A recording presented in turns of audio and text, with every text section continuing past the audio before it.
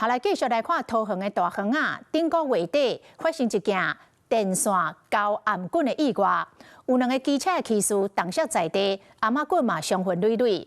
為了避免意外再來發生，台電已經把跌落來的電線清掉了。這個電線為什麼會跌落來呢？愛閣釐清。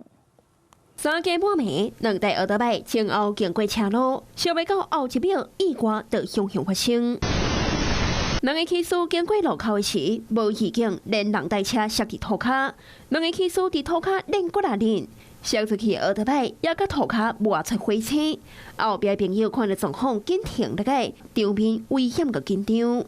當然是會呀，但是他們維修好了，他們就離開了。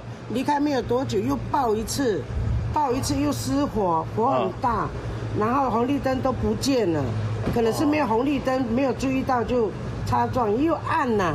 驚險的車禍就發生在頂個月30晚暝點歌，桃園大園區中正東路一段。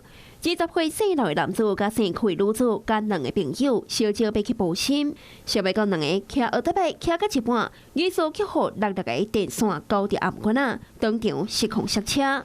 事後經過判斷，電線的66個是因為低壓線電流較大，破壞線路，電線小拍電斷去，才會去牽連到2個無辜的騎士。騎士的頷棍啊，有一個紅色的傷痕，空嘴邊仔的皮膚也大面積扭皮個整整。另外一個騎士的頷棍啊，是互電線勾一個破空個老花。警方獲報後立即派員到場處理，並通知台電人員到場維護。2名騎士均受傷送醫，經實施9車子均為0。翻頭再來看一個這件險的瞬間，也是互人看到會變慶光。事後台電人員接到通報，第一時間來處理66個電線。若車禍詳細的原因，也是愛等警方進一步調查。